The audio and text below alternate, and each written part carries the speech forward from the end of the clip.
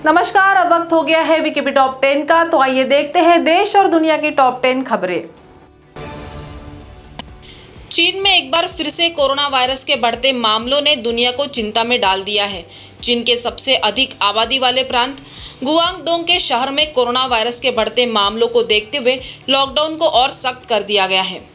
दूसरे देशों से चीन की यात्रा करने वाले कुछ यात्रियों के लिए नेगेटिव कोरोना रिपोर्ट अनिवार्य कर दिया है। स्थानीय स्वास्थ्य अधिकारियों ने कोरोना के प्रकोप को नियंत्रित करने के लिए ये सुरक्षा उपाय लागू किए हैं। बिहार के कद्दावर नेता पूर्व मंत्री नरेंद्र सिंह ने भारतीय जनता पार्टी की काफी आलोचना की है। उन्होंने केंद्र सरकार को नसीहत देते हुए कहा कि ममता बनर्जी को स्पष्ट बहुमत मिला है, उनसे केंद्र को नहीं उलझना चाहिए। भाजपा को लोकमत का स्वागत करना चाहिए। केंद्र सरकार धैर्य खोती जा रही है। देश सहित पश्चिम बंगाल में कोरोना बीमारी पर नियंत्रण पाने के उपाय खोजने के बजाय पूरी भारत सरकार ने पश्चिम बंगाल से युद्ध छेड़ दिया है। एलोपैथी के बाद अब बाबा रामदेव ने ज्योतिष पर निशाना साधा है। योग गुरु स्वामी रामदेव ने कहा कि सारे मुहूर्त भगवान ने बना रखे हैं। ज्योतिषी काल घड़ी मुहूर्त के नाम पर बहकाते रहते हैं। यह भी बुरे 1 लाख करोड़ की इंडस्ट्री है। बैठे बैठे ही किस्मत बताते हैं। जब मोदी जी ने 500 और 1000 के नोट बंद किए तो किसी को पता नहीं चला। किसी ज्योतिषी ने यह भी नहीं बताया कि कोरोना आने वाला है। किसी ने नहीं बताया कि इसके बाद ब्लैक फंगस भी आने वाला है। ट्रैक और ट्रीट के मंत्र के साथ कोरोना संक्रमण को काफी हद तक काबू कर चुके उत्तर प्रदेश ने मंगलवार तक 5 करोड़ से ज्यादा कोरोना टेस्ट करने के आंकड़े को पार कर लिया। अपर मुख्य सचिव सूचना नवनीत सहगल ने बुधवार को बताया कि मंगलवार शाम तक प्रदेश में 5 करोड़ से ज्यादा कोरोना टेस्ट हो चुके थे, जिसमें पिछले 24 घंटे में 3.32 लाख टेस्ट शामिल है। यूपी यह उपलब्धि हासिल करने वाला देश का पहला राज्य है, जबकि दूसरे नंबर का प्रदेश अब तक सिर्फ 3.5 करोड़ टेस्ट ही कर पाया है।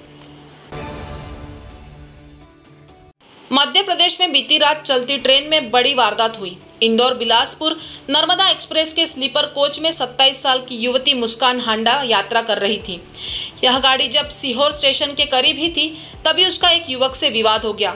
विवाद इतना बड़ा कि युवक ने चाकू से युवती के गले पर प्रहार कर दिया। चाकू लगने के घाव बहुत गहरा हो गया और बहुत अधिक खून का रिसाव होने से युवती की मौके पर ही मौत हो गई।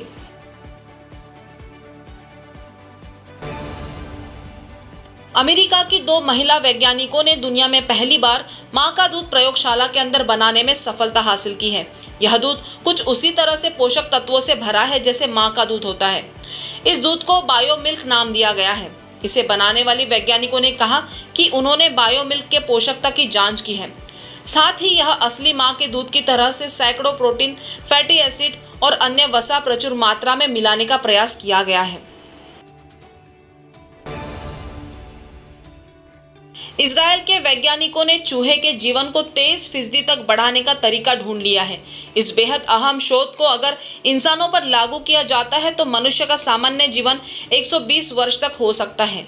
शोध के दौरान वैज्ञानिकों ने SIRT6 नामक प्रोटीन की आपूर्ति बढ़ाकर 250 चूहों के जीवन काल को 23% तक बढ़ा दिया। कोहेन की लैब उन दवाओं का पता लगाने का प्रयास कर रही है जिससे सुरक्षित तरीके से इंसानों के शरीर के अंदर SIRT6 नामक प्रोटीन को बढ़ाया जा सकेगा।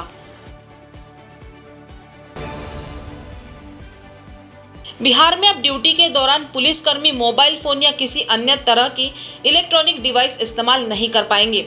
राज्य के डीजीपी ने आदेश जारी कर कहा है कि विषम परिस्थितियों को छोड़कर अब कोई भी अधिकारी ड्यूटी पर मोबाइल फोन का इस्तेमाल नहीं करे।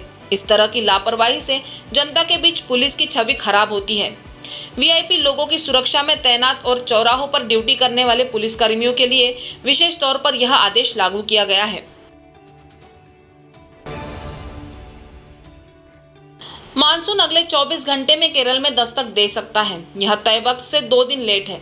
सैटेलाइट इमेज में केरल के तटवर्ती इलाकों और उससे सटे दक्षिण पूर्व अरब सागर में बादल छाए नजर आ रहे हैं। इस बार 2 तूफानों ताउते और यास का कई राज्यों पर असर पड़ने के कारण नॉर्थ का असर बिल्कुल नजर नहीं आया। दिल्ली में बुधवार को तापमान 22.2 डिग्री दर्ज किया गया। ये सामान्य से 5 डिग्री कम है। वहीं बिहार के बेगूसराय जिले में तेज हवा चलने के बाद एक क्रेन गंगा में बह गई।